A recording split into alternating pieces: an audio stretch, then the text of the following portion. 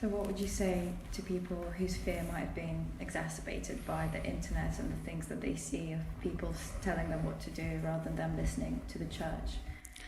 Turn it off. Turn it off. And this sounds very ironic since I'm being interviewed for a video to go on the internet. But I really encourage people to seriously investigate the ways in which they can retract a bit, at least, from internet life. I'm not saying that everyone needs to abolish it entirely. I remember an interview with Hieromonk Seraphim Rose, a wonderful monk in America who was a disciple of our St. John. And then, of course, there was no internet, but there was television. And I remember someone asking him a question about our children watch television and so on. And Father Seraphim was a very practical man. And his answer was, well, to those of you who lack the courage to just pick the thing up and throw it out the window, here's some guidance. And I sort of have the same approach towards the internet at the moment, which is to say, I understand that in the world as it is now, it's not possible for many people to just throw it out the window.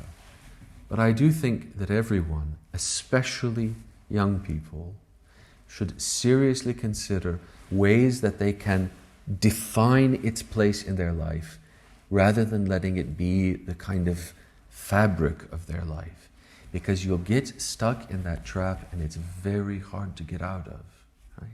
If you want to use the internet, I use it as well. As much as I say it causes problems, I also, out of necessity, have to send text messages and the occasional email, and I occasionally look at something on the World Wide Web, though I personally have a complete ban on social media. I don't look at it at all. I used to. When it first started, I thought maybe there's some good to be done in this.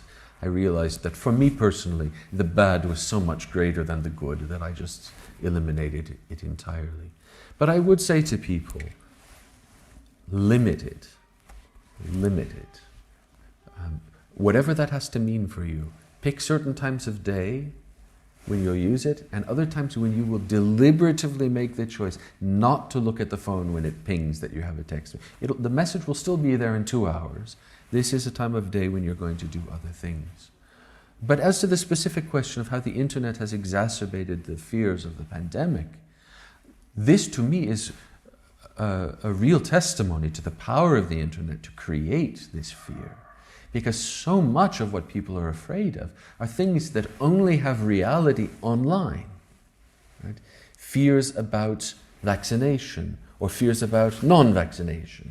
In both cases, very little of what people are actually responding to is a concrete reality.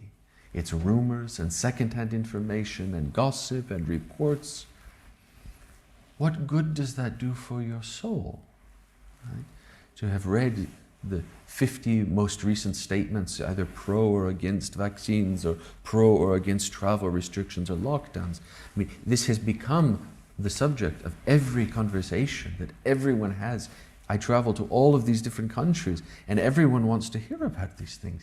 And my response to a very large degree is, I don't have time for this. I'm trying to save my soul. I'm trying to help you in that same struggle. I don't have time to sit and ponder what expert X and non-expert Y and their 25,000 friends think about the current this or that. Right? Why? What good does it do your soul?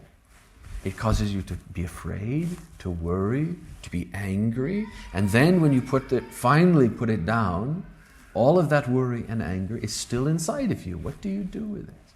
Let go of it.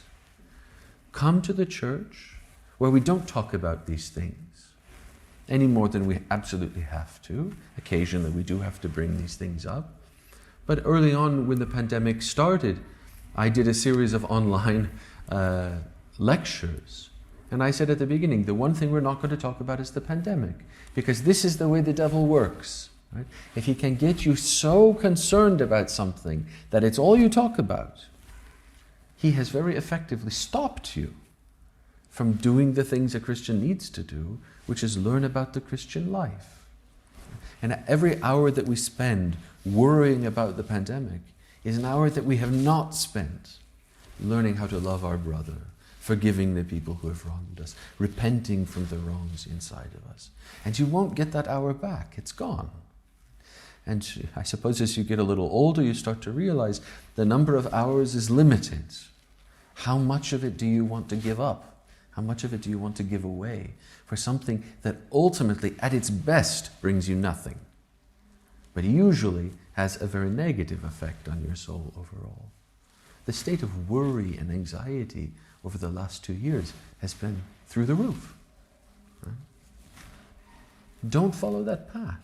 Don't follow it. Thank you. The sounds of the screaming children outside. To me, it's wonderful when we're talking about things like this to hear this background noise. Because I do sometimes think that little children and their ability to be very upset one moment, screaming and crying about the great injustice of life, and within an instant they forget all of it. And they run and they play, right?